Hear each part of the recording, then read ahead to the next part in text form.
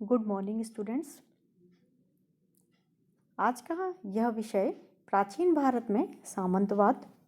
यह विषय है एमए फाइनल ईयर हिस्ट्री के स्टूडेंट्स के लिए जिनके पास पेपर 8th ए है। जब हम भूमि व्यवस्था की बात करते हैं तो भूमि व्यवस्था की बात करते हुए प्राचीन काल में सामंतवाद का अध्ययन करना बहुत ज़रूरी है, क्योंकि सामंतवादी व्यवस्था ने आधुनिक काल तक, जब तक अंग्रेजों का शासनकाल प्रारंभ हुआ, उसके एक लंबे समय तक भारतीय राजनीतिक, प्रशासनिक, सामाजिक, आर्थिक व्यवस्था पर बहुत अधिक प्रभाव डाला था। ऐसे में इस सामंतवादी व्यवस्था का उद्भव कैसे हुआ, कैसे विकास हुआ, यह जानना इतिहास के विद्यार्थियों के लिए बहुत आवश्यक है। सामंतवाद है क्या? सामंतवाद एक प्रकार के राजनीतिक प्रशासक हुआ करते थे जो राजा के अधीन होते थे। सामान्य लैंग्वेज में यदि मैं आप लोगों को बताऊं तो राजा अपने अधीन जिन प्रमुख उपराजाओं को, प्रमुख अधिकारियों को रखता था, उन्हें सामंत कहा जाता था। ठीक है, जैसे अगर हम भारत के संदर्भ में एक एग्जाम्पल मैं आप लोगों को समझाने के लिए दे रही हूँ। भारत में दिल्ली प्रमुख है, दिल्ली केंद्र है, तो दिल्ली का जो प्रमुख हुआ, यानी कि जब राजशाही की यदि हम बात करें तो दिल्ली का जो राजा हुआ वो प्रमुख राजा हो गया, और भारत के जितने भी राज्य हैं उन राज्यों के जो भी राजा हैं वो कौन हुए? उस राजा के अधीन सामंत हुए। ठीक है, तो ये बात आप याद रखिएगा। भाई भतीजावाद इत्यादि ये संबंध या मित्रता या अन्य जय पराजय इत्यादि इनसे संबंधित हुआ करती थी। सामंतवाद का उद्भव और विकास कैसे हुआ? सामंतवाद हमें पूर्व मध्यकाल यानी कि 800 से 1200 ईस्वी के मध्य यह शब्द सुनाई देता है, यह शब्द दिखाई देता है। यदि इससे पहले यदि हम देखते हैं तो कौटिल्य के अर्थशास्त्र में सामंत शब्द का जो प्रयोग है वह स्वतंत्र पड़ोसी के अर्थ में किया गया है। और सबसे पहले अश्वघोष था कनिष्क के दरबारी कवि। अश्वघोष ने अपने ग्रंथ बुद्धचरित में इस शब्द का प्रयोग जागीरदार, जिसे वसल कहा जाता है, उसके लिए किया है। और गुप्तकाल से सामंत शब्द का प्रयोग सामान्यतः जागीरदारों के लिए किया जाने लगा।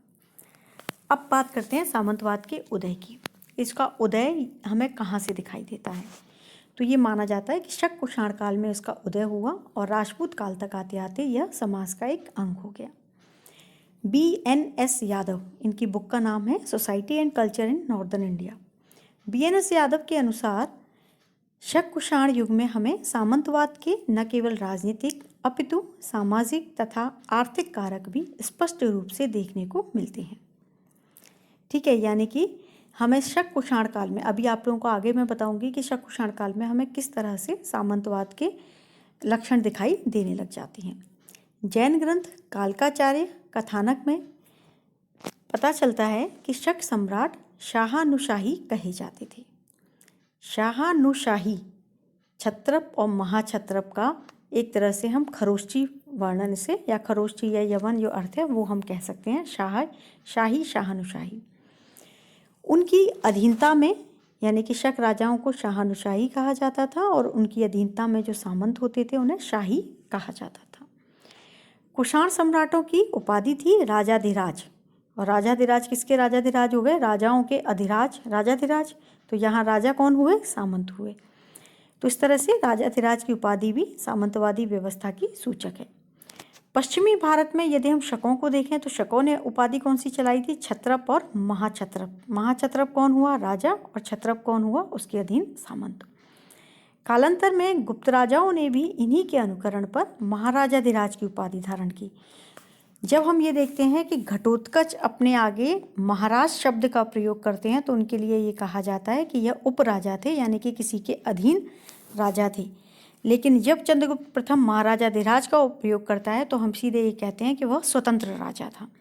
तो यहाँ ये चीज़ स्पष्ट है कि ये कुछ विशेषण थे, इन विशेषणों का प्रयोग करने वाला सामंत या उपराजा कहा जाता था। अब ये विशेषण कौन कौन से हो गए? एक तो हो गया जैसे शाही कुषाणों के काल में, ठीक, शक राजाओं के काल में क्षत्रप, वो भी सामंतों का सूचक द्योतक हो गया।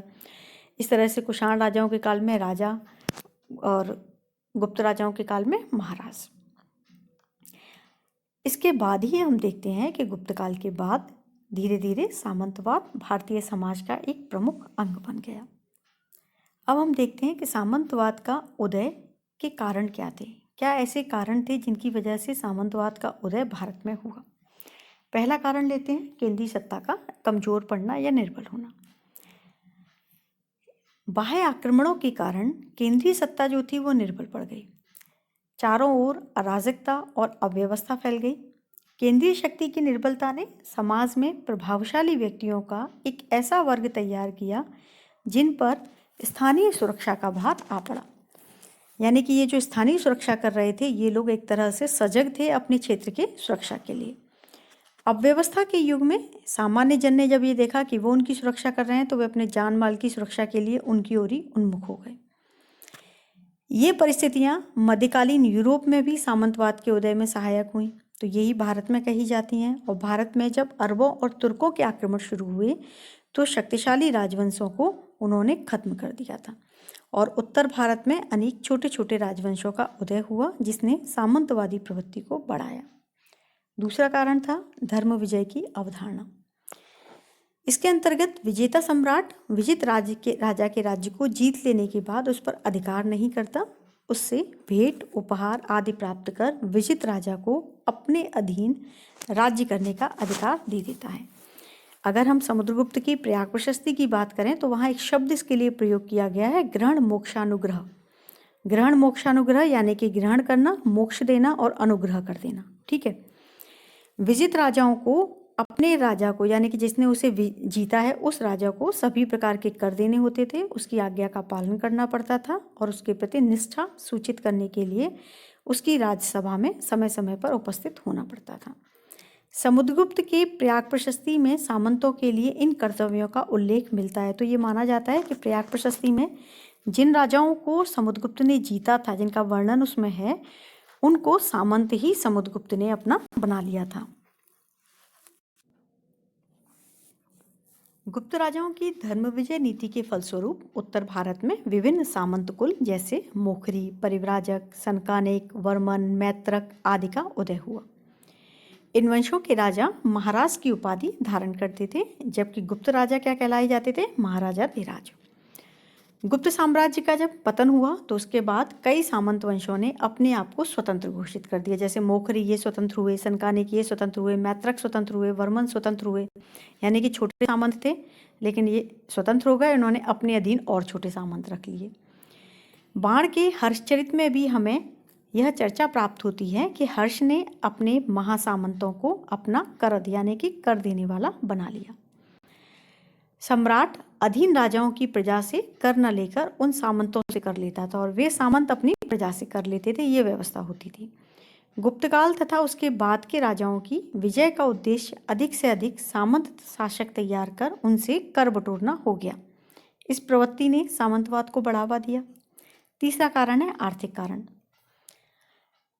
इसके सामाजिक और आर्थिक उदय के जो कारण थे वो हमें शक कुषाण युग में दिखाई देते हैं। इस समय गांवों में ग्रामपतियों का एक संपन्न वर्ग उठ खड़ा हुआ जिसकी अधीनता में निर्बल किसानों का वर्ग था। इसके साथ ही विदेशी जातियों ने कुलीन शासक वर्ग का स्थान ग्रहण कर लिया। आपको पता है शक कुषाण कौन थे, विदेशी थे। इस प्रकार स्वामी और सामंत संबंधों का विकास इस काल में हुआ। कुषाण युग की आर्थिक प्रवृत्ति ने सामंती मनोवृत्ति पर अंकुश लगा दिया और जिससे सामंती मनोवृत्ति जो थी वो कुछ समय के लिए स्थिर हो गई। गुप्त काल के बाद राजनीतिक उथल पुथल ने व्यापार वाणिज्य को समाप्त कर दिया। 600 से 1000 ईस्वी हमें व्यापार में पतन दिखाई देता है। बहुत कम ये कह सकते हैं हम कि उस समय व्यापार बहुत उन्नत नहीं था।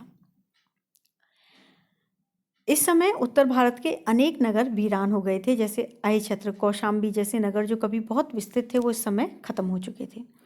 नगरीय जीवन का ह्रास होने लगा था जिससे अर्थव्यवस्था भूमि और कृषि पर निर्भर हो गई और जब कृषि पर निर्भर हुई तो कृषि के प्रति समाज का दृष्टिकोण भी बदलने लगा और कृषि को सभी वर्णों के सामान्य व्यवसाय के रूप में निरूपित कर दिया। इससे पहले कृषि को किसका माना जाता था, वैश्यों का, और बाद में हम देखते हैं शूद्रों का माना जाता था। वृद्धहारीत में इसे सभी वर्णों का सामान्य धर्म बताया गया है। पारशर स्मृति में भी लिखा है कि कलयुग में कृषि सभी वर्णों का समान व्यवसाय बन जाएगी। इस तरह से भूमि और कृषि के प्रति जब दृष्टिकोण परिवर्तित हुआ तो विभिन्न वर्णों के लोगों ने अधिक से अधिक भूमि को प्राप्त करने का प्रयास किया और समाज में भूसंपन्न कुलीन वर्ग का आविर्भाव हो गया और बहुसंख्यक शूद्र और श्रमिक जीविका के लिए उनकी ओर देखने लगे, क्योंकि भूमि उनके पास थी नहीं और भूस्वामियों को अपने खेतों पर काम करने के लिए श्रमिकों की आवश्यकता थी, तो वो उनके लिए वे उपयोगी थे और उनके लिए वे उपयोगी थे। इस तरह से एक दूसरे पर वे परस्पर निर्भर हो गए। आर्थिक परिवर्तन की इस प्रक्रिया ने सामंतवाद के विकास में योगदान दिया। 11वीं 12वीं शताब्दी में आर्थिक स्थिति में कुछ सुधार हुआ,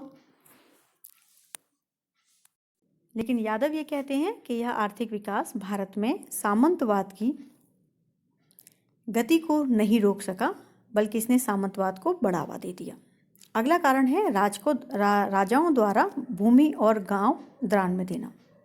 ठीक है, मौर्योत्तर काल में से लेकर गुप्त काल तक राजाओं की एक प्रवृत्ति रही कि वे ब्राह्मणों को और अधिकारियों को भूमि दान दिए जाते थे। जो भूमि ब्राह्मणों को दान में दी जाती थी उसे ब्रह्मदेय कहा जाता था। ठीक है, ये ध्यान रखना शब्द कई बार 2 नंबर के क्वेश्चन में भी पूछा जाता है कि ब्रह्मदेय किसे कहा जाता है। ब्राह्मणों को दान में दी गई भूमि को ब्रह्मदेय कहा जाता है। महाभारत, धर्मशास्त्र, पुराणों में ऐसे दान की प्रशंसा की गई है और ये कहा गया है कि जो व्यक्ति भूमि दान देता है उसे लोक और परलोक में पुण्य प्राप्त होता है। तो इसीलिए भूमिदान बढ़ता गया। और भूमिदान का सर्वप्रथम उल्लेख हमें कहाँ मिलता है? सातवाहन अभिलेख में मिलता है। ये ध्यान रखिएगा, सबसे पहला अभिलेख, मैंने पहले भी आपको ये चीज़ बताई थी भूमि व्यवस्था के अंतर्गत कि सातवाहन रानी थी नागानिका के नानाघाट अभिलेख में हमें सबसे पहले भूमिदान का उल्लेख मिलता है। और उसके बाद शक राजा ऊषभदात के लेखों में हमें इसका वर्णन मिलता है। शक राजा थे नहपान का दामाद था ऊषभदात के नासिक अभिलेख में हमें ये उल्लेख प्राप्त होता है कि उसने करजिक नामक गांव और भूमि दान में दी थी। ठीक है, अब सातवाहन राजा गौतमीपुत्र सातकर्णी के अभिलेख में भी उल्लेख मिलता है कि उसने बौद्ध भिक्षुओं को ग्राम दान में दिए थे। राज्य दान ग्रहों को दान में दी गई भूमि से प्राप्त आय देने के साथ साथ उन्हें वहाँ के प्रशासन और न्याय का अधिकार भी दे देता था। किंतु दूसरी सदी तक इस प्रकार के अनुदानों की संख्या सीमित थी और राज्य अब भी आय के कुछ साधनों पर नियंत्रण रखता था। लेकिन गुप्त काल से हम भूमि अनुदान में वृद्धि पाते हैं। इस काल में दान में दी गई भूमि में चारागाह, खान, निधि, विष्टि आदि राजस्व के समस्त साधन दानग्राही को देने की परंपरा शुरू हो गई थी। वाकाटक राजा प्रवरसेन द्वितीय की चमक प्रशस्ति से हमें इसकी जानकारी प्राप्त होती है। और यदि आर.एस. शर्मा की पुस्तक हम पढ़ें तो आर.एस. शर्मा की पुस्तक के अंतर्गत भी यह सब कुछ लिखा हुआ है कि भारत में सामंतवाद का उदय राजाओं द्वारा ब्राह्मणों और प्रशासनिक तथा सैनिक अधिकारियों को भूमि तथा ग्राम दान में दिए जाने के कारण हुआ। पहले तो यह अनुदान केवल ब्राह्मणों को दिया जाता था धार्मिक कारणों से, या तो उन्हें शिक्षा के लिए या उनके किसी धार्मिक उद्देश्य के लिए दिया जाता था। लेकिन बाद में यह दान जो था वो वेतन से भी संबंधित हो गया। ठीक है, क्योंकि आर.एस. शर्मा ये मानते हैं कि सामंतवाद के उत्कर्ष को यदि हम भूमि दान से संबंधित माने तो पहले जो ब्राह्मणों को दान में दी गई भूमि थी वो बहुत कम थी। ठीक है, लेकिन बाद में जो भूमि दी गई वो वेतन इत्यादि से संबंधित थी। जैसे किसी भी भूमि अनुदान का पत्र धार्मिक, लौकिक में सामंती अनुबंध, सेना रखना, सम्राट के सामने उपस्थित होना आदि की चर्चा नहीं मिलती। तो इसीलिए धार्मिक अनुदान से हम कम मान सकते हैं। गुप्तोत्तर काल में ये प्रवृत्ति बढ़ी थी। हर्षकाल और उसके बाद से प्रशासनिक और सैनिक अधिकारियों को उनकी सेवाओं के बदले भूमिखंड दिए जाने की प्रथा सर्वमान्य हो गई, यानी कि वेतन के बदले उन्हें भूमि दान में दे दी जाती थी। मनुस्मृति में राजस्व अधिकारियों को भूमिदान के रूप में वेतन देने की संस्तुति की गई है। उनके अनुसार 10 ग्रामों का स्वामी 1 कुल, 20 ग्रामों का स्वामी 5 कुल, 100 ग्रामों का स्वामी 1 ग्राम और 1000 ग्रामों का स्वामी 1 नगर को अपने निर्वाह के लिए प्राप्त करेगा। गुप्तकालीन स्मृतियों में भी हमें यह उल्लेख प्राप्त होता है। गुप्त लेखों में हालांकि हमें ये पता नहीं चलता कि राज कर्मचारियों को जागीरें दी जाती थीं अथवा नहीं, लेकिन हर्ष काल में स्पष्ट संकेत मिलते हैं कि भूमि अनुदान न केवल धार्मिक कार्यों अपितु राज्य की सेवा के लिए भी दिए जाते थे। वेनसांग इसका स्पष्ट उल्लेख करता है। वह हमें बताता है कि राजस्व का चतुर्थांश बड़े बड़े अधिकारियों के उपभोग के लिए सुरक्षित था। प्रत्येक गवर्नर, मंत्री, मजिस्ट्रेट तथा अधिकारी को अपना व्यक्तिगत खर्च चलाने के लिए जमीन दी गई थी। यहाँ स्पष्ट है कि व्यक्तिगत खर्च क्या होता है। व्यक्तिगत खर्च का मतलब है वेतन, कि वो जो काम कर रहा है उसके बदले उसे वेतन दिया जा रहा है। हर्ष के लेखों में राज्य के बड़े बड़े अधिकारियों के लिए सामंत तथा महासामंत जैसी उपाधियों का प्रयोग मिलता है।